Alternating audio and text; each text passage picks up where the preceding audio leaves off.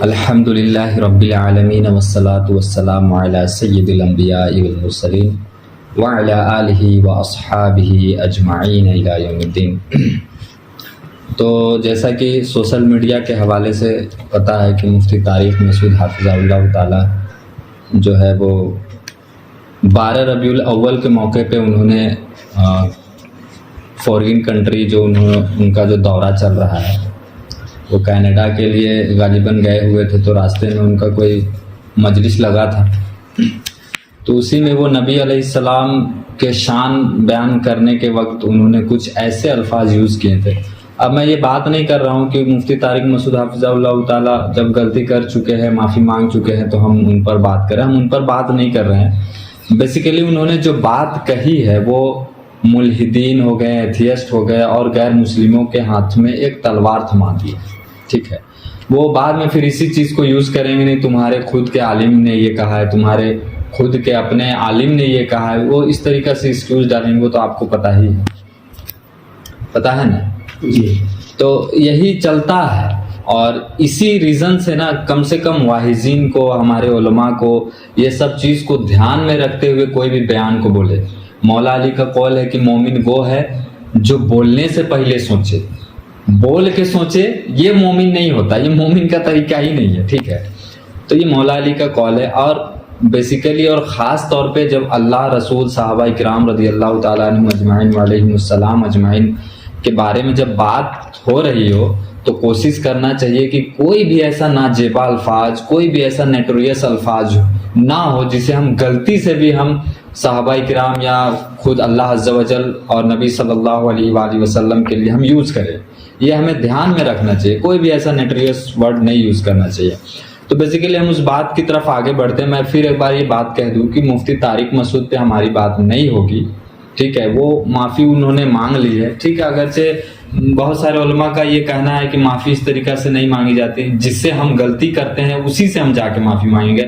اگر انہوں نے نبی علیہ السلام کے شان میں گستاخی کی ہے تو انہیں فرسٹ فلائٹ کا ٹکٹ کٹا کے وہ سیدھا جاتے روزے رسول میں، اور روزے رسول میں حاضری دے کے وہ معافی مانگتے۔ اور قرآن کے پوائنٹ آف ویو سے جو گستاخی کی ہے تو قرآن کو اپنے سر میں رکھ کے گستاخی کی ہے، تو قرآن کو اپنے سر میں رکھ کے جو ہے وہ معافی مانگتے، ٹھیک ہے۔ یہ طریقہ ہونا چاہیے۔ بہت سارے علماء نے جیسے انہوں نے کیا ایسا بات کہہ دی جن سے وہ معافی مانگ رہے ہیں، وہ میں آتا ہوں وہ بات کرنے کے لیے۔ پوری امت کا اجماع بھائی نہ لکھنا جانتے تھے اور نہ پڑھنا جانتے۔ دیکھو ہمارے نبی صلی اللہ علیہ وسلم جب قرآن لکھوایا نا تو چونکہ آپ لکھنا پڑھنا نہیں جانتے تھے تو بعض دفعہ کاتب سے گرامر کی غلطی ہوئی لکھنے میں، ہمارے نبی نے اس کی کریکشن نہیں کی۔ تو بیسیکلی انہوں نے وہ اس دن مجلس تھا ان کا، تو انہوں نے نبی علیہ السلام کی شان میں وہ کچھ آیتیں پیش کر رہے تھے، اور انہوں نے اس وقت کہا کہ دیکھیں قرآن جب نازل ہو رہا تھا، جبریل علیہ السلام آ رہے تھے آیت لے کے، اور محمد صلی اللہ علیہ وآلہ وسلم جب قرآن کی تلاوت کر رہے تھے تو جو کاتب وحی جو قرآن کے آیت کو لکھا کرتے تھے چمڑے میں، ہڈیوں میں، اس وقت تو ہمارے پاس پیپر نہیں تھی، اس زمانے میں پیپر وغیرہ کا کانسیپٹ نہیں تھا، اس وقت ایجاد بھی نہیں ہوئی تھی، تو جو بھی آیت لکھی جاتی تھی تو اس میں گرامر کا مسٹیک تھا۔ یہ پہلا ایکسکیوز ہے۔ اب گرامر کا مسٹیک میں انہوں نے سورہ علق کا آیت نمبر 15 بھی بتائی تھی۔ لنسفعم جو الفاظ ہے وہ لنسفعم ہم کیوں پڑھتے ہیں؟ کیونکہ عین دو جبر ان کے بعد با زیر بی آتا ہے، ٹھیک ہے نا۔ تو جس دو جبر کے بعد اگر با آئے تو وہ نون کے بعد اگر با آئے یعنی ان پڑھنا، بیسیکلی وہ لنسفعن ہونا چاہیے، لیکن اگر اس کے بعد با آتا ہے تو میم میں وہ تبدیل ہو جاتا ہے۔ اس لیے قرآن میں آپ دیکھیں گے کہ وہ چھوٹا سا میم اوپر میں ڈالا ہوا رہتا ہے، ٹھیک ہے نا۔ تو لنسفعم یا انبیاء نہیں ہوتا ہے، انبیاء ہوتا ہے، ٹھیک ہے نا۔ تو نون کے بعد اگر با آتا ہے یا دو جبر کے بعد یا دو زیر کے بعد اگر با آتا ہے تو وہ میم میں کنورٹ ہو جاتا ہے، ٹھیک ہے۔ تو ان کا کہنا تھا کہ دیکھیں اگر یہ گرامر کے پوائنٹ آف ویو، ظاہری پوائنٹ آف ویو سے اگر یہ صحیح ہوتا تو یہاں پہ دو جبر کے علاوہ نون ہونا چاہیے تھا، اور نہیں پڑھا جاتا لنسفعن بالناصیۃ، اس طریقے سے پڑھا جاتا۔ تو اب بیسیکلی جب اس وقت قرآن نازل ہوا تھا تو جو جبرائیل علیہ السلام لے کے آئے اور جو کاتب وحی لکھ دیے، اب نبی علیہ السلام تو پڑھنا لکھنا نہیں جانتے تھے، اسی لیے انہوں نے اسے کریکٹ بھی نہیں کیا، या उसे करेक्शन भी नहीं करवाया, कातिबे वही को ये भी नहीं कहा कि तुम इस आयत को इस तरीका से लिखो या इस तरीका से लिखो, उन्होंने नहीं किया। इस तरह का कहना था उनका। हाँ, उनका कहना था जी। उसके बाद जो है वो कि उन्होंने ये भी कहा कि अपने जो कातिबे वही था उनसे अल्लाह के रसूल ने कह के करेक्शन नहीं करवाया और वही किताब अभी तक चल रहा है। इसी वजह से ग्रामर की गलती इसमें है। दूसरा, नबी अलैहिस्सलाम अनपढ़ है, और तीसरा, अनपढ़ से मुराद उन्होंने नबी उम्मी से मुराद उन्होंने अनपढ़ लिया था, ठीक है। और उसके बाद उनके अपने लोगों ने इस चीज पर गौर किया तो उनसे बहुत सारे सवालात किए, और बाद में फिर एक पर्सनल इंटरव्यू हुआ। यानी उस मजलिस के बाद मुफ्ती तारिक मसूद हाफिज़हुल्लाह ताला का एक पर्सनल इंटरव्यू हुआ, जिसमें वो जो वीडियो बना रहा था वो एक बार पूछा भी कि देखिए सबसे पहले ग्रामर आती है, जी जी, पहले सबसे पहले लैंग्वेज है, पहले सबसे पहले लैंग्वेज आती है तब तो ग्रामर आती है। उस वक्त तो हमारे पास डिक्शनरी थी नहीं, ग्रामर थी नहीं, तो उस वक्त फिर हम कैसे गलती निकालें। तो मुफ्ती तारिक मसूद हाफिज़हुल्लाह कहने लगे कि नहीं, उस वक्त भी डिक्शनरी थी। आप देख लें, ये थोड़ा अपने बाद में भी जैसे और जो सब्जेक्ट रहता है, कहानी रहता है, उसके बाद दिया जाता है। हाँ, मतलब लैंग्वेज जब क्रिएट होता है, लैंग्वेज जब इजाद होता है, ठीक है, यानी जब उर्दू इजाद हुई है, ठीक है, संस्कृत हिंदी को मिला के, तो उसके बाद ही ना हमारे पास उर्दू ग्रामर आई, ठीक है। तो जब पर्सनल इंटरव्यू हुआ तो वो लड़का बोला जो रिकॉर्डिंग कर रहा था कि देखे पहले तो लैंग्वेज इजाद होती है और उसके बाद डिक्शनरी या ग्रामर आती है। तो मुफ्ती तारिक मसूद साहब ने कहा कि देखे उस वक्त भी हमारे पास डिक्शनरी थी या ग्रामर थी। तो ये एक देख ले, उस वक्त ग्रामर नहीं थी जब कुरान नाजिल हो रहा था उस वक्त। ये तो अजमियों ताबईन के दौर में ये हुआ कि जब अरब से इस्लाम बाहर गया, जो लोग अरबी उनका मादरी ज़बान नहीं था उनके लिए ये निकाला गया ना ग्रामर और डिक्शनरी अरबी का। उस वक्त तो देखे कुरान के आयत में जेर जबर पेश वगैरह था नहीं, ये तो हम लोगों अजमियों के लिए निकाला गया है जो अरबी से फैमिलियर नहीं है, अरबी का लैंग्वेज से फैमिलियर नहीं है, जिन्हें ये समझाना पड़े कि मलिकी और मालिक में क्या फ़र्क है। ये तो हमारे लिए हुआ है जो अजमी है, जो अरबी से फैमिलियर नहीं है, ठीक है। तो उस वक्त ग्रामर नहीं थी। तो अब इसको इस चीज़ से कंपेयर करना कि डिक्शनरी का और उसमें ग्रामर का गलती है, ये कतई गलत बात है। कुरान में एक भी अल्फाज ऐसे नहीं है जो गलत शुदा हो, या ग्रामर की गलती या डिक्शनरी कोई भी गलत शुदा नहीं है, ठीक है ना। इसके सपोर्ट में मैं कुरान की वो सारी आयतें पेश करूँगा, ठीक है ना, जो अल्लाह ताला खुद कहता है कि हम कुरान की जिम्मेवारी लेते हैं हिफाजत करने का, ठीक है।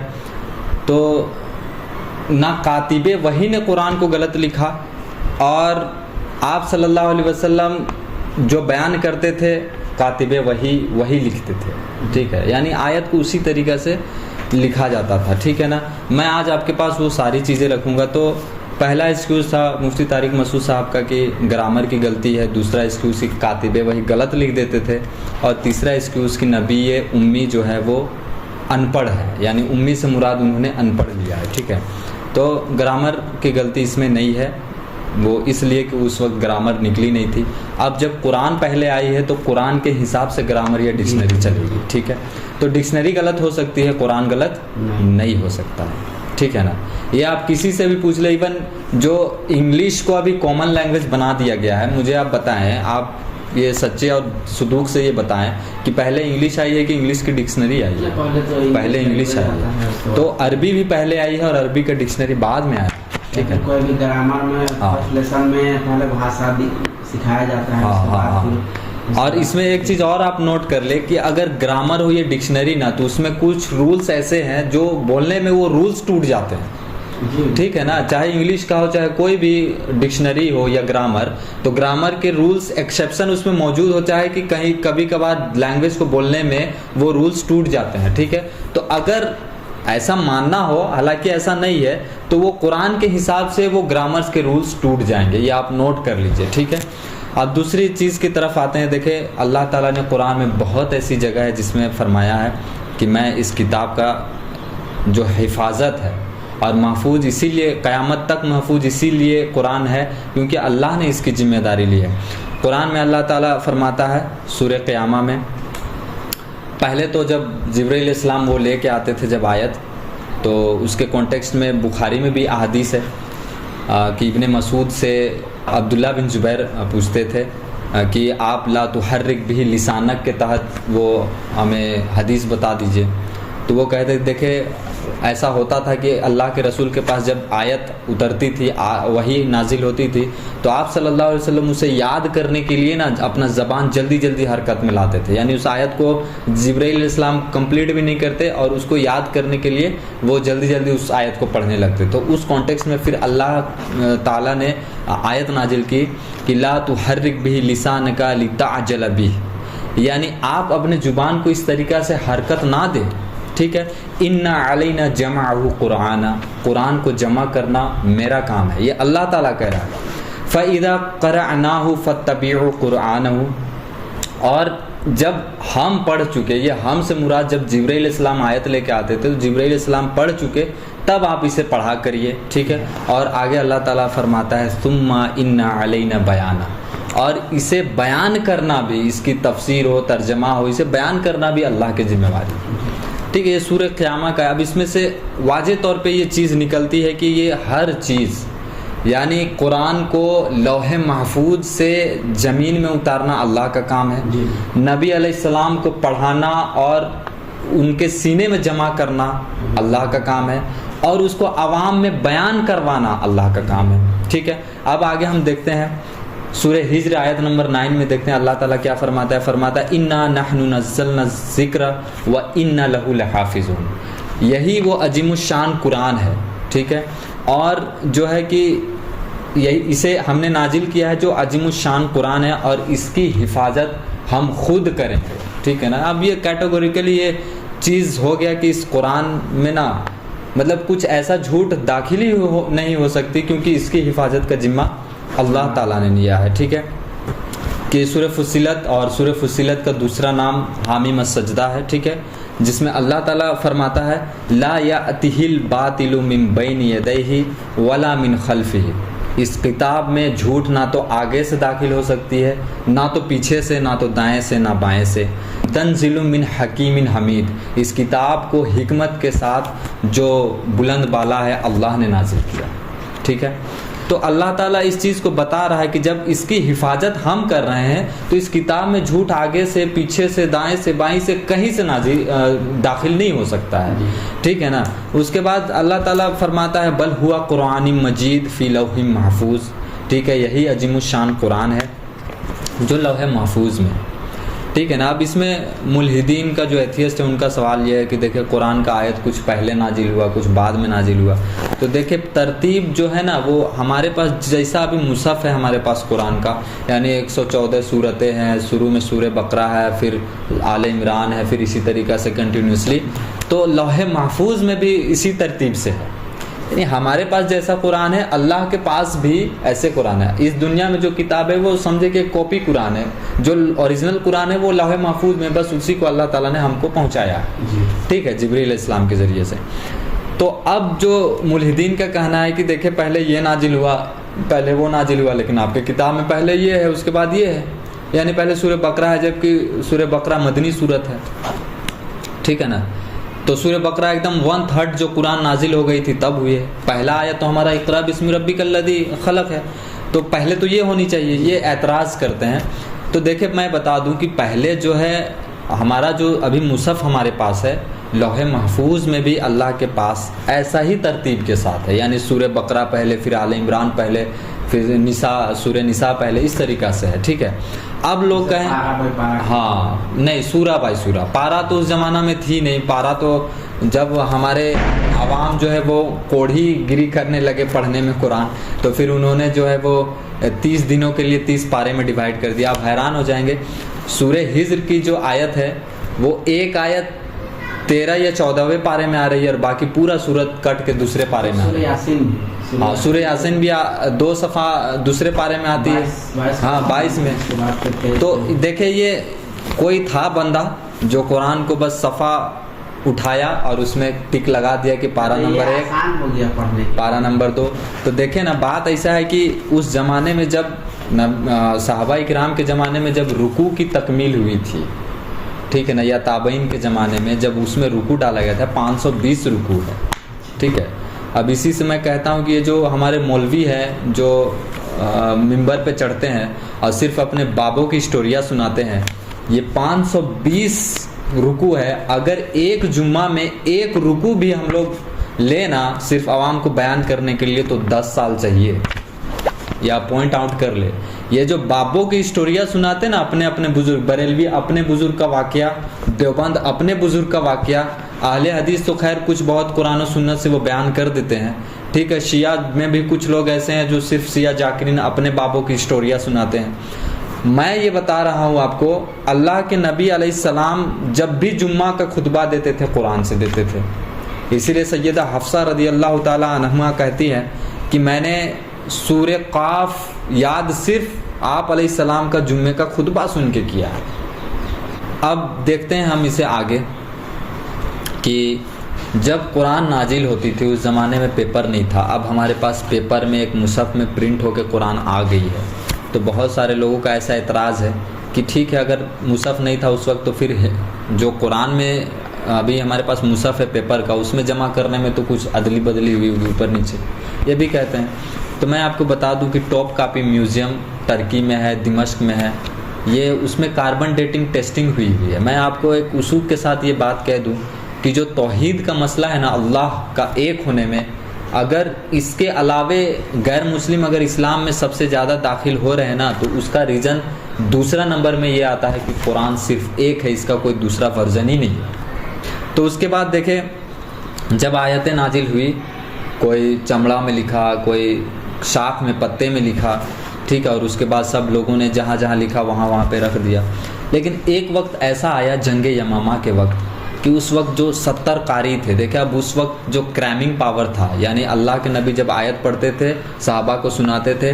دیکھیں اب عبداللہ بن عباس کہتے ہیں کہ اللہ کی قسم میں اپنے اونٹوں کا جگر جلا دیتا اگر مجھے یہ بات پتہ ہو کہ میرے سے زیادہ کوئی قرآن جانتا ہو. میں نے نبی علیہ السلام کے پیچھے نماز میں کھڑے ہو کے 70 سے زیادہ صورتیں میں ہم نے یاد کر لی. ابھی آپ دیکھیں ہم لوگ اپنے جامع مسجد میں نماز جب پڑھ رہے ہیں تو ہمیں ایک سورت صحیح سے یاد نہیں ہوتی. عبداللہ ابن مسعود جو ہے وہ رضی اللہ تعالیٰ عنہ 70 سورہ یاد کر لی, ٹھیک ہے نا. تو یہ کریمنگ پاور تھی, حافظہ ان کا اتنا اسٹرانگ تھا کہ جو چیز سنتے تھے ان کو یاد ہو جاتا تھا. اور ایک یہ ریزن یہ بھی ہے کہ اس وقت صرف حافظہ سے چلتا تھا. ابھی تو ہمارے پاس مصحف کے طور میں پیپر میں ہم لوگ لکھا ہوا پا رہے ہیں, قرآن بخاری مسلم پرنٹنگ ہے ہمارے پاس, تو ہمیں ٹینشن نہیں ہے کہ یہ ہو جائے گا وہ ہو جائے گا, تو قرآن چینج نہیں ہوگا, کوئی بدل نہیں سکتا ہے. ابھی ہمارے پاس وہ ٹینشن نہیں ہے. میں آپ کو اصول کے ساتھ کہتا ہوں, اگر آپ انڈیا کے مسلمان کو کہیں کہ چل سورہ فاتحہ کا آیت نمبر 1 پڑھ الحمدللہ رب العالمین, پھر رشیا کے مسلمان کو کہیں گے آیت نمبر 2 پڑھ سورہ فاتحہ کا, تو کہے گا الرحمن الرحیم. پھر اور کہیں کہ کہ تیسرا پڑھ تو مالک یوم الدین. یعنی قرآن اب اس طریقہ سے محفوظ ہو گیا ہے نا کہ اس کے نہ آگے سے نہ پیچھے سے نہ دائیں سے نہ بائیں سے کوئی چیز داخل ہو ہی نہیں سکتی ہے, ٹھیک ہے نا, کوئی چینجنگ نہیں ہوگا. تو جنگ یمامہ کے وقت بیسیکلی ایسا ہوا تھا کہ 70 قاری جنہیں قرآن یاد تھا انہیں قتل کر دیا گیا تھا. تو حضرت عمر رضی اللہ تعالیٰ عنہ ابو بکر کو کہنے لگے رضی اللہ تعالیٰ عنہ علیہ السلام, کہنے لگے کہ دیکھیں اگر اس طریقہ سے ہمارا قاری جو ہے وہ قتل ہوں گے تو ہمارا جو قرآن محفوظ جو ہے وہ تو لگتا ہے ایسا ہے کہ ہم محفوظ جو اس کا ترتیب ہے اسے ہم کھو دیں گے. تو لہٰذا ہمیں ایسا کرنا ہو کہ سارا آیت کو ہمیں جمع کرنا ہوگا. دیکھیں قرآن ہم سید زواد نقوی حافظہ اللہ کو سن رہے تھے تو وہ کہنے لگے دیکھیں اہل سنت کا یہ ماننا ہے کہ صحابہ کرام نے قرآن کو مکمل کیا ہے, نبی علیہ السلام نے نہیں کیا تھا. لیکن میں بتا دوں کہ قرآن کو مکمل نبی علیہ السلام کر کے دنیا سے گئے ہیں, ٹھیک ہے, قرآن کو مکمل کر کے دنیا سے گئے ہیں. اس لیے کہ دیکھیں مصحف کے شکل میں نہیں آئی تھی اس وقت, لیکن قرآن کنکلوڈ تھا, ٹھیک ہے نا. قرآن جو ہے وہ کمپلیٹ ہو کے اللہ کے نبی دنیا چھوڑ کے گئے ہیں, مصحف کے شکل میں نہیں آیا تھا, یہ الگ بات ہے. تو اس وقت جو جنگ یمامہ کے وقت جو 70 قاری قتل ہوئے تھے اور اس وقت جو قرآن جمع کرنے کی بات ہو رہی تھی تو بیسیکلی آیت کو جمع کرنے کی بات ہو رہی تھی کہ سارا جو آیت کسی کے پاس اتنا آیت پڑا ہوا ہے کسی کے پاس اتنا ہے تو ہم اسے ایک جگہ ہم جمع کر دیں, یہ باتیں ہو رہی تھی. تو اس وقت جب عمر رضی اللہ تعالیٰ عنہ ابو بکر کو کہیں تو کہا کہ عمر دیکھو یہ کام تو بڑی مشکل ہے, اللہ کے نبی نے بھی نہیں کروایا. پھر الٹیمیٹلی عمر رضی اللہ تعالیٰ عنہ نے بات کرتے رہے اور زید بن ثابت انصاری رضی اللہ تعالیٰ عنہ اس وقت موجود تھے. وہ کہنے لگے کہ دیکھیں یہ اس وقت جب دونوں خلفۂ راشدین کے بیچ میں یہ جب بات ہو گئی، طے پا گیا کہ ٹھیک ہے اب جن کے پاس بھی آیت ہو وہ جمع ہوگا، تو میں سوچنے لگا. اور اس وقت مجھے عمر نے کہا کہ دیکھ زید بن ثابت انصاری کو کہ زید دیکھو تم نوجوان ہو، عقل مند ہو، اور تم اللہ کے رسول کے کاتب وحی بھی رہ چکے ہو، لہٰذا یہ ڈیوٹی میں تمہارے لیے لگاتا ہوں کہ تم یہاں پہ بیٹھو اور سب کو کراس چیک کرو، اور کم سے کم ایک قرآن حافظ اسے ریڈنگ میں اس کا حافظہ یاد ہونا چاہیے اور 2 آیت لکھی ہوئی ہونی چاہیے. اور جب یہ چیز مل جائے تمہارے پاس تو سمجھو کہ وہ اس میں کوئی چیز فیر بدل نہیں کیا گیا ہے، تو اسے تم اپنے پاس رکھ لینا اور اسے جمع کر دینا. ٹھیک ہے، تو اس میں امپلائڈ ہے کہ جو ہمارا قرآن کا جو ابھی ترتیب ہے ہمارے پاس مصحف، یہ بھی صحابہ کرام کو حافظہ کے طور پہ یاد تھا، اور آیت جس طریقہ سے نازل ہوئی تھی اس طریقہ سے ہی یاد تھا. اب زید بن ثابت انصاری رضی اللہ تعالیٰ عنہ یہ کام شروع کر دیے، سب کو بلاتے گئے. 2 لکھا ہوا چاہیے، یعنی ایک آیت کا 2 لکھت ہونا چاہیے، اور ایک اسی آیت کو ایک حافظ پڑھ کے سنانا چاہیے، تب جا کے. یہ بہت ہارڈ معاملہ تھا. زید بن ثابت انصاری رضی اللہ تعالی عنہما کا الفاظ ہے بخاری میں کہ اگر عمر مجھے کہہ دیتے نا یہ جو احد پہاڑ ہے اسے کھود کے دوسرے جگہ پہ رکھنا ہے تو وہ کام آسان تھا، لیکن یہ کام مشکل ہے کہ قرآن کے آیت کو جمع کرنا. یہ اتنی بڑی بات انہوں نے کہہ دی تھی. اب آپ یہ اس میں آج کمپیوٹر کا زمانہ ہے، اس وقت کمپیوٹر تو تھا نہیں میرے بھائی جو سب کو. اگر اس وقت ایک آیت چمڑے میں لکھی جاتی، پتے میں لکھی جاتی، اس کو اگر جمع کرتے تو یہ روم بھی چھوٹا پڑ جاتا اس کو رکھنے کے لیے. ٹھیک ہے نا، ابھی دیکھیں نا، ابھی آپ گوگل میں سرچ کریں سب سے بڑا قرآن کتنا بڑا ہے جو فرسٹ ٹائم ہی لکھی گئی تھی. تو اس وقت بہت ٹف کام تھا، بہت مشکل کام تھا، لیکن بھی اللہ تعالیٰ نے مدد کی اور صحابہ کرام نے اس پر مکمل کیا. لاسٹ میں سورہ توبہ کی آیت نہیں مل رہی تھی، بیسیکلی 2 آیت نہیں مل رہی تھی. ٹھیک ہے نا، لقد جاءکم رسول من انفسکم، اس طریقہ سے جو آیت ہے وہ نہیں مل رہی تھی. ٹھیک ہے نا. تو خزیمہ، ایک روایت میں خزیمہ اور ایک روایت میں ابو خزیمہ انصاری رضی اللہ تعالیٰ عنہ، ان کے پاس وہ آیت تھی. لیکن میں نے بتایا آپ کو کہ فارمولہ یہ تھا، رولز اور ریگولیشن یہ کہہ رہے تھے. زید بن ثابت انصاری کو یہ بتایا گیا تھا کہ 2 لکھت ہونا چاہیے اور ایک قرآن ریڈنگ ہونا چاہیے. تو ابو خزیمہ انصاری رضی اللہ تعالیٰ عنہ کے پاس ایک ہی آیت تھی، لقد جاءکم. ٹھیک ہے، اب یہ جو آیت ہے تو یہ معاملہ تھا کہ 2 چاہیے. اب خزیمہ کے پاس تو ایک ہی تھی. تو دیکھیں ایک احادیث ہے خزیمہ انصاری رضی اللہ تعالیٰ عنہ کے بارے میں کہ وہ سنن نسائی میں ڈیٹیل کے ساتھ ہے. یہ میں نے احادیث پہلے بیان بھی کی ہے کہ اللہ کے رسول صلی اللہ علیہ وسلم بازار میں کوئی سواری کے لیے وہ خریدنے کے لیے وہ معائنہ کیا اور اس میں جو رقم طے پایا تو اللہ کے نبی نے اس فروخت کرنے والے کو، تجارتی کو کہا کہ میں ٹھیک ہے میں گھر سے رقم لے کے آتا ہوں. تو جب اللہ کے نبی وہ رقم لانے کے لیے گئے تو پیچھے سے اسے کوئی زیادہ رقم لگا دیا، یعنی اس سواری کے اونٹ تھا غالباً، تو اس اونٹ کا اللہ کے نبی میں جتنے طے پائے تھے اس سے زیادہ میں اس نے طے کر دیا دوسرے آدمی کے ساتھ. تو جب اللہ کے نبی آئے اور کہا کہ یار تم نے تو مجھ سے اتنا میں طے کیا ہے تو تم پھر اس کو کیسے بیچ سکتے ہو؟ تو وہ تجارتی آدمی کہنے لگا کہ دیکھیں آپ ایک گواہ بھی لے آئیے تو میں آپ کو یہ اونٹ یا یہ سواری اتنا میں ہی دے دوں گا. تو اسی وقت یہ کرامت ہوئی، سمجھے. ٹھیک ہے نا، کرامت ہوئی کہ اسی وقت ابو خزیمہ یا خزیمہ انصاری رضی اللہ تعالیٰ عنہ وہاں سے گزر رہے تھے. تو یا رسول اللہ کیا ہوا کہ یار دیکھو یہ گواہ کھوج رہا ہے. تو یا رسول اللہ میں گواہی دیتا ہوں کہ آپ نے اس سے اتنا ہی رقم میں طے کیا تھا. تو پھر وہ سواری اللہ کے رسول کو دے دیا جاتا ہے. پھر بعد میں اللہ کے رسول ان سے سوال کرتے ہیں کہ خزیمہ تو وہاں موجود نہیں تھا یار، پھر تم نے گواہی کیسے دے دیا؟ تو یا اللہ کے رسول آپ کے کہنے پہ اللہ کو ہم نے بغیر دیکھے ہوئے گواہی دے دی ہے، تو یہ تو کوئی شے نہیں ہے. آپ کے کہنے پہ میں نے اتنی بڑی بڑی گواہی دے دی ہے، یہ تو چھوٹی بات ہے.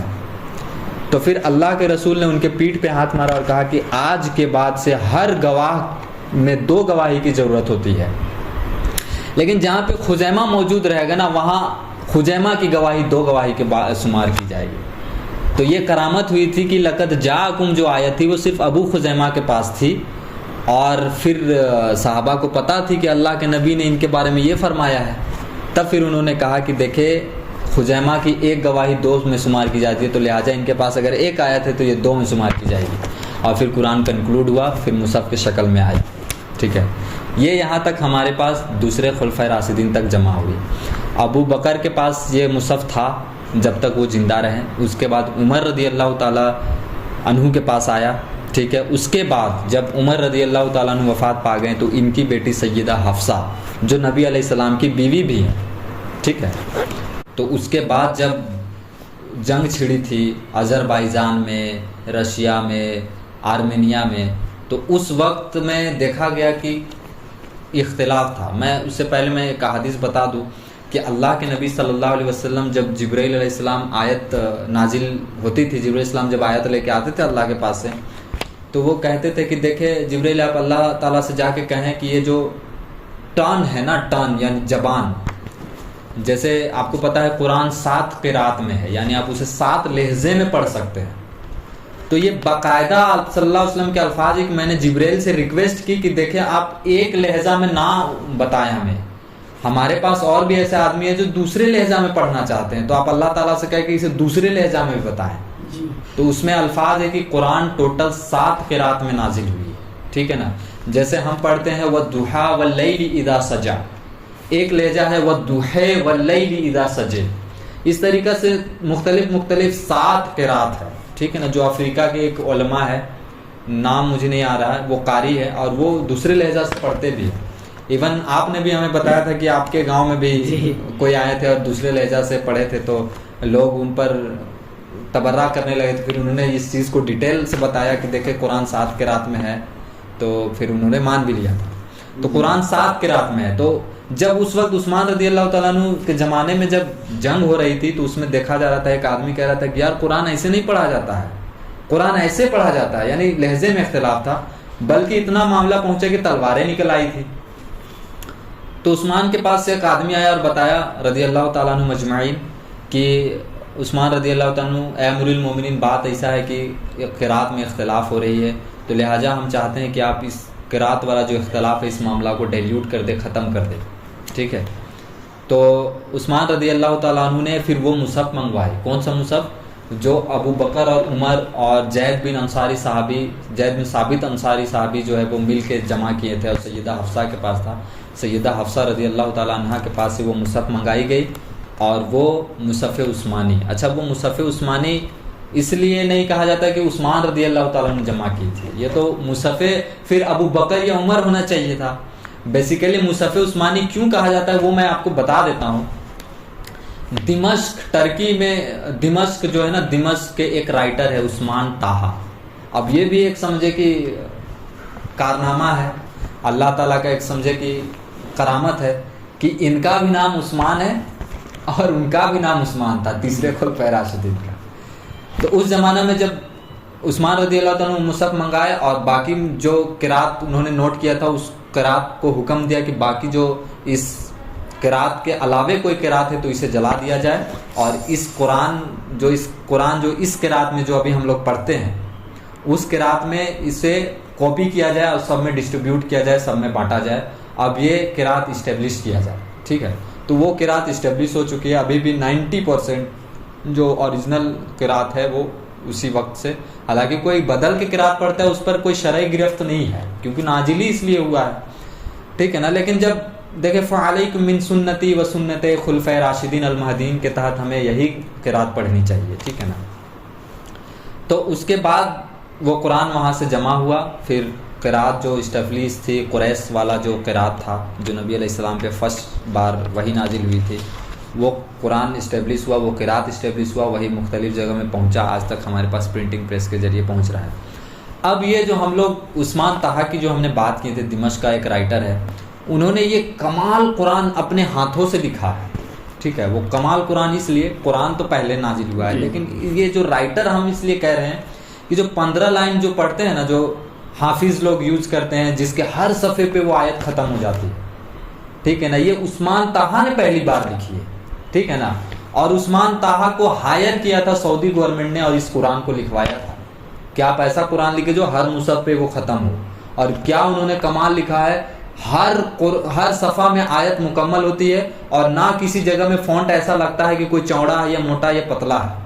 مطلب سب کا برابر ٹیکسٹ سائز ہے اور باقی کا چیز سارا چیز نارمل ہے، اور قرآن کا جو آیت ہے وہ ہر مصحف پہ ختم ہو جاتا ہے. حفظ کرنے کے لیے بھی آسان. ہاں حفظ کرنے کے لیے بھی آسان ہے، جو ابھی ہمارے مدارس میں چلتے ہیں.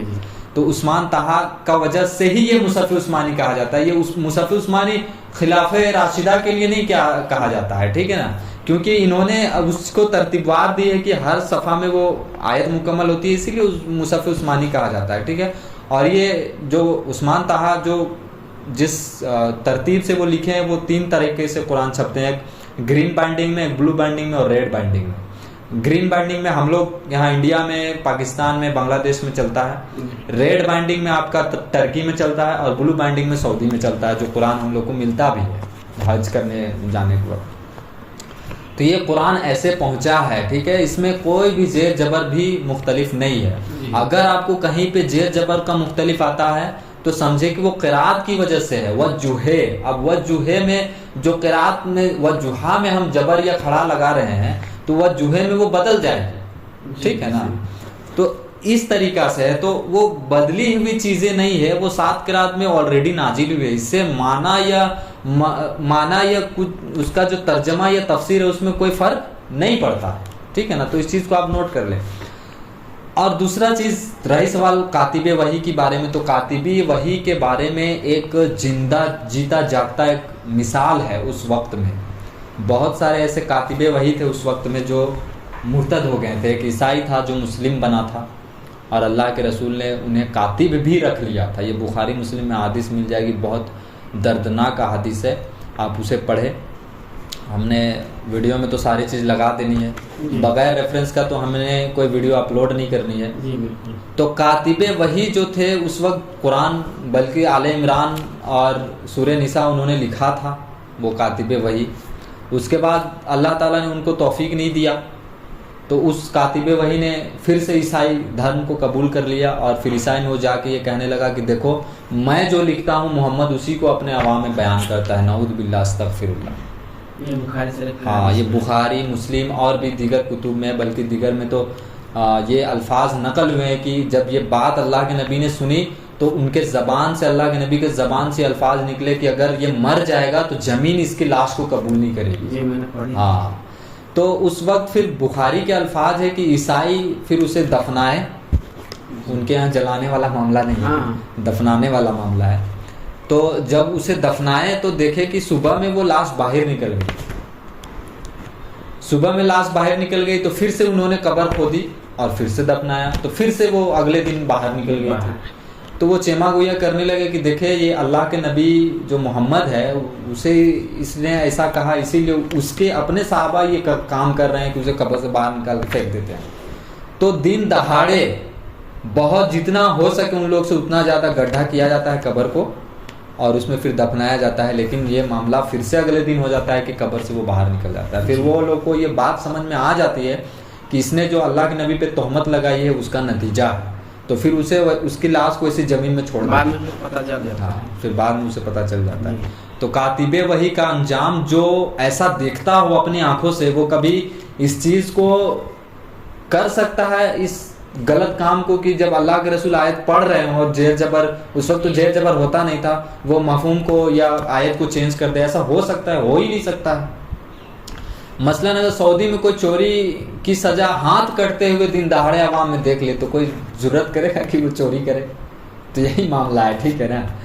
تو یہ قطعی نہیں تھا کہ قرآن میں کوئی زیر جبر ڈکشنری کا وہ فرق ہے یا غلطی ہے، کبھی نہ یہ ہوا ہے اور نہ ہوگا، کیونکہ اللہ تعالیٰ کا وعدہ ہے کہ وَإِنَّا لَهُ لَحَافِظُونَ، اور قرآن کو ہم ہی حفاظت کرنے والے ہیں، ٹھیک ہے نا. میں نے ایسے علماء کو دیکھا جو مدرسہ سے نکلتے ہیں حافظ بن کے، اور یہ اپنے آپ کو بڑے شان سے پڑھتے. بخاری مسلم ہم نے یاد کر لیا ہے، پورا قرآن کی تفسیر ہم نے یاد کر لیا. جب ان سے کچھ پوچھا جائے، ایون نماز کے بارے میں ان کے سے ترجمہ پوچھے تو ترجمہ بھی نہیں آتا، ٹھیک ہے نا. تو دیکھیں نبی امی کیا ہے، ٹھیک ہے نا. نبی امی کن معنوں میں ہے؟ تو میں بتا دوں کہ نبی امی ان پڑھ کے معنوں میں کبھی نہیں ہے، ٹھیک ہے نا. امی کا عربی زبان میں اگر امی کوئی کہا جائے تو امی کا مطلب یہ ضرور ہے کہ امی کا مطلب ان پڑھ ہوتا ہے. لیکن اگر نبی علیہ السلام کے ریفرنس میں یا کانٹیکسٹ میں آئے اس بات کی نبی علیہ السلام امی ہے، تو یہ قطعی نہیں مقصد ہے کہ نبی اسلام ان پڑھ تھے. ٹھیک ہے نا. اس کا ریزن یہ ہے کہ میں پہلے وہ آیت بتا دیتا ہوں. اعوذ باللہ من الشیطان الرجیم. الذین یتبعون الرسول النبی الامی الذی یجدونہ مکتوبا عندہم فی التوراۃ والانجیل. ٹھیک ہے نا. اس کے آگے اور بھی آیت چلتی ہے لمبا, وہ میں بتا دیتا ہوں کہ یہ لوگ اتباع اس رسول کی کرتے ہیں جو امی ہے. ٹھیک ہے نا. جو امی ہے اس کی اتباع کرتے ہیں, اور یہ اس نبی کا جو تذکرہ ہے یہ اپنے انجیل اور تورات میں بھی پاتے ہیں. یعنی پہلی جو الہامی کتاب تھی جیوس اور کرسچن کی, یہ اس میں بھی پاتے ہیں, اور اس نبی کی یہ اتباع کرتے ہیں. اور یہ نبی ان کو صحیح چیز کا حکم دیتا ہے, برے کاموں سے. یہ آگے اس طریقے سے چلتی ہے کہ صحیح چیز کا حکم دیتا ہے, برے کاموں سے روکتا ہے, ان سے محبت کرتا ہے. ٹھیک ہے نا. ان کی رہنمائی فرماتا ہے ہر چیز میں. یہ آیت اسی طریقے سے کنٹینیوسلی چلتی ہے. تو اللہ نے نبی علیہ السلام کو کہا کہ یہ اس نبی کی پیروی کرتے ہیں جو امی ہے. اب امی دیکھیں, اب اسی کانٹیکسٹ میں مفتی طارق مسعود صاحب حفظہ اللہ نے کہنا شروع کر دیا کہ دیکھیں ہمارا شان, بیسیکلی یہ شان بیان ہو رہی تھی. مفتی طارق مسعود صاحب یہ اللہ کے نبی کی شان بیان کر رہے تھے کہ اللہ کہہ رہا ہے کہ یہ نبی امی ہے, لیکن بھی یہ لوگ اس کی اتباع کرتے ہیں, پیروی کرتے ہیں. ٹھیک ہے نا. اور ہمارے جاپان کے ڈاکٹر ہے, یہ انہوں نے کہا کہ ہمارے جو جاپان کے ڈاکٹر ہے یہ اتنے پڑھے لکھے ہوتے ہیں, اور ان کا جتنا فالوور نہیں اتنا ہمارے نبی علیہ السلام صلی اللہ علیہ وآلہ وسلم کا. یہ بیسیکلی نبی کا شان بتا رہے تھے, لیکن وہ انہوں نے الفاظ جو ہے وہ صحیح نہیں کیا, الفاظ صحیح نہیں چنا. بیسیکلی ہمارے نبی کا کمپیئر کوئی ڈاکٹر سے, کسی کے کیریکٹر سے وہ ہو نہیں سکتی. ٹھیک ہے نا. ہمارا نبی جو ہے وہ اعلیٰ ہے, ان کا کمپیئر کسی سے نہیں ہو سکتا ہے. ٹھیک ہے نا. اللہ تعالیٰ فرماتا ہے سورہ عنکبوت میں وما کنتا تتلو من قبلہ من کتاب ولا تخطہ بیمینک اذا لارتاب المبطلون. اے نبی آپ اس کتاب کے نازل ہونے سے پہلے نہ تو آپ ہاتھوں سے لکھنا جانتے تھے اور نہ پڑھنا جانتے تھے. تو یہ آیت جو ہے وہ اس چیز کی حفاظت کر رہی کہ اللہ کے نبی واقعتاً وحی آنے سے پہلے, نبوت ملنے سے پہلے پڑھنا نہیں جانتے تھے, لکھنا نہیں جانتے تھے. لیکن اللہ تعالیٰ نے ریکوائرمنٹ جتنا تھا اللہ کے نبی کو, اتنا اللہ تعالیٰ نے قرآن نازل ہونے کے بعد انہیں سکھا دیا تھا. ٹھیک ہے نا. یہ آیت حفاظت کر رہی ہے. اچھا, یہ آیت کو پڑھتے ہوئے ولا تخطہ جو الفاظ ہے, مفتی طارق مسعود حافظہ اللہ تعالیٰ نے ولا کے جگہ میں ما لگا دیا تھا. یا پوائنٹ آؤٹ کرے, وہ آپ جب ویڈیو دیکھیں گے تو آپ کو خود بخود پتہ چل جائے گا. انہوں نے جب اس آیت کی قرات کی, تلاوت کی, تو انہوں نے پڑھا وما کنتا تتلو من قبلہ من کتابیوں ولا. یہاں پہ ولا ہے, من کتابیوں وما انہوں نے کہہ دیا. ٹھیک ہے نا. جبکہ وہ قاری ہے. ٹھیک ہے نا. قاری ہے, حافظ ہے, سمجھے, ان کو سمجھے کہ عربی بھی آتی ہے. تھوڑا سا ہو سکے مسٹیک ہو گیا ہوگا. میں کہنا یہ ٹھیک ہے, میں وہ نہیں کہہ رہا ہوں, مسٹیک ہر کسی سے ہوتی ہے, اور بھی مسٹیک ہوئی ہے. ٹھیک ہے نا. مولانا فضل الرحمان سے, مفتی تقی عثمانی حافظہ اللہ تعالیٰ سے غلطی ہوئی. سورہ توبہ کی آیت میں 5 غلطیاں, ایک آیت میں 5 غلطیاں انہوں نے کی. پیچھے سے لقمہ بھی آ رہا ہے, اس لقمے کو بھی وہ غلط پڑھ رہے ہیں. ٹھیک ہے, ہم مانتے ہیں وہ غلطی ہوتی ہے. ٹھیک ہے نا. لیکن کم سے کم اگر غلطی ہوتی ہے تو ویڈیو سے آپ وہ سارا چیز کاٹ دیا کریں, کیونکہ جو آپ کے مخالفین ہیں وہ آپ کے اوپر وہ چیز کو پیش نہ کرے. کل کو دن میں کہنے لگیں گے دیکھیں مفتی طارق مسعود قاری ہے لیکن پھر بھی قرآن غلط پڑھتا ہے. دیکھیں مفتی طارق مسعود سے میں بہت محبت کرتا ہوں, یہ آپ کو پتا ہے. ٹھیک ہے, میں ابھی بول رہا ہوں گا تو آپ کو لگ رہا ہوگا کہ میں ان کے خلاف بول رہا ہوں, ایسا نہیں ہے. ان کے خلاف نہیں بول رہا ہوں, بلکہ میں ان کا دفاع کر رہا ہوں. ٹھیک ہے نا. بس معافی مانگ لیے, بس معاملہ ختم ہو جانا چاہیے. اب یہ ہمارا ریکوائرمنٹ ہے, ہم لوگ کا مشق ہوگا, ہم لوگ پھر جو بیتی بات ہے ہم اسے یاد کریں گے, جو احادیثیں ہمارے سامنے آئیں گی, تو اس لیے میں بتا رہا ہوں. تو اللہ تعالیٰ کہہ رہا ہے, میں اب اپنے طرف واپس آتا ہوں.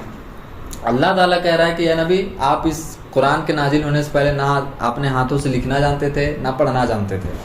ٹھیک ہے نا. لیکن اس کے بعد جو ہے اللہ کے نبی لکھنا پڑھنا دونوں جانتے تھے. یہ میرا موقف ہے. اس میں 2 رائے پائی جاتی ہے. ایک وہ شخص ہیں جو کہتے ہیں کہ نبی علیہ السلام شروع سے لے کے امی تھے, یعنی لکھنا پڑھنا نہیں جانتے تھے. اور ایک وہ رائے ہے جو قرآن بھی اس کو سپورٹ کرتا ہے, جیسے میں نے ابھی آیت بتائی. میرے نزدیک ہے وہ آپ کا معاملہ, وہ آپ کو رائٹ ہے اجتہاد کرنے کا, آپ اجتہاد کرے. لیکن اس آیت میں یہ صاف لفظ یہ اچھل رہا ہے کہ اللہ نبی کہہ رہے ہیں کہ اے نبی, یہاں پہ من قبل ہی کے الفاظ ہے, من قبل ہی کتابین. ٹھیک ہے نا, من قبل یعنی اس کتاب کے نازل ہونے سے پہلے. نہ تو آپ لکھنا جانتے نہ پڑھنا جانتے تھے, ہاں مطلب کتاب کے نازل ہونے سے پہلے, جب نازل ہو گیا تو آپ پھر لکھنا جانتے پڑھنا, اس میں امپلائڈ ہے. یہ میرا موقف ہے, باقی آپ کا معاملہ وہ آپ جانیں.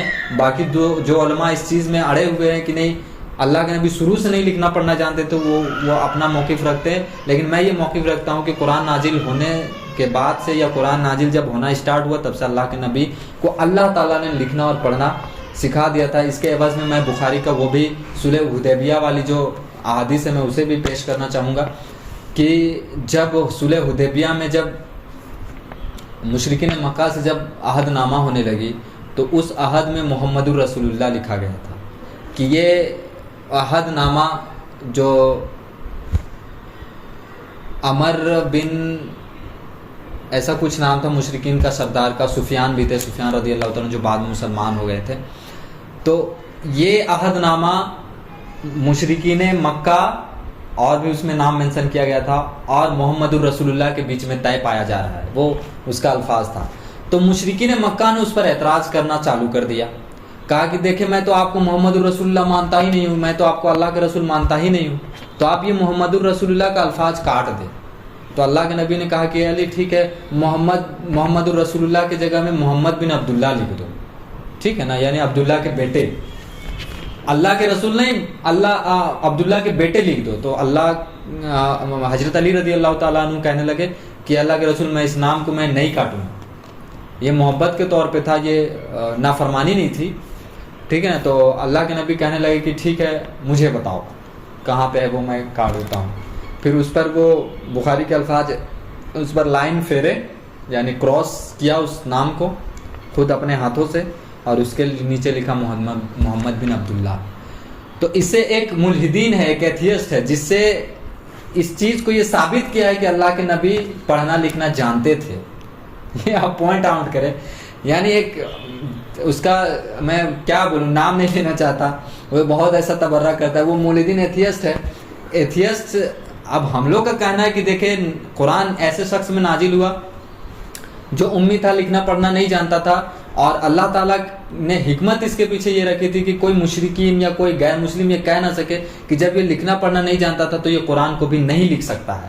اس وجہ سے اللہ تعالیٰ نے پہلے انہیں لکھنا پڑھنا نہیں سکھایا تھا, ٹھیک ہے نا, تاکہ یہ اعتراض نہ ہو سکے کہ کہیں محمد صلی اللہ علیہ وسلم خود سے ہی یہ قرآن لکھ لیے ہو نعوذ باللہ اور لا کے عوام میں پیش کر دیا ہو. یہ ایک حکمت تھا, ٹھیک ہے. تو اس چیز کو ایتھیسٹ پیش کرتے ہیں کہ دیکھیں یہ جو مسلمان ہیں یہ جھوٹ بولتے ہیں, ان کے نبی پڑھنا بھی جانتے تھے. دیکھیں صلح حدیبیہ کے موقع پہ اپنا نام انہوں نے خود اپنے ہاتھوں سے لکھا ہے, انہوں نے یہ پروو کیا ہے, ٹھیک ہے. تو یہ بہت بڑی بات ہے اور یہ دلیل ہے. میرا موقف یہ ہے کہ اللہ کے نبی پہلے نہیں جانتے تھے پڑھنا لکھنا, لیکن قرآن نازل ہونے کے بعد وہ پڑھنا لکھنا جانتے تھے. یہ صلح حدیبیہ کی حدیث ہے, ٹھیک ہے. بخاری میں الفاظ یہ ہے کہ ان کے ہینڈ رائٹنگ اتنی اچھی نہیں تھی, ٹھیک ہے نا, لکھنے میں. تو بھائی میرے جب کوئی نیا چیز سیکھا ہو, یعنی سوچے کہ 40 سال میں اللہ کے رسول کو نبوت ملی ہو اور 40 سال میں وہ لکھنا اسٹارٹ کرے, تو کوئی بندہ کتنا بہتر لکھ لے گا, ٹھیک ہے نا. اور اس میں میں ایک اور بھی دلیل دینا چاہتا ہوں, یہ جو صلح حدیبیہ کے بعد تمام سرداروں کو جو خطوط لکھے گئے تھے, ٹھیک ہے نا, وہ خطوط اللہ کے نبی نے سارے خطوط تو دوسرے سے نہیں لکھوائے ہوں گے, پھر اللہ کے رسول نے خود مہر بھی بنوا لی تھی, مہر بنوائی تھی نا جی, جس میں لکھا ہوا تھا اللہ, رسول اور محمد. وہ مہر آپ کو نیٹ میں بھی مل جائے گی. جو مہر عثمان کو لاسٹ میں ملی تھی رضی اللہ تعالیٰ عنہ, اور انہوں نے کنواں میں گر گیا تھا ان سے دھوکہ سے, انہوں نے پورا کنواں چھان مروا دیا تھا لیکن وہ مہر نہیں ملی. سعودی گورنمنٹ پھر سے ادھر جو سعودی اسٹیبلش ہوئی ہے اس کے بعد بھی کنواں کو پھر سے کھودوائے اس مہر کو ڈھونڈنے کے لیے, وہ مہر کو اللہ تعالیٰ نے گھما دیا تھا.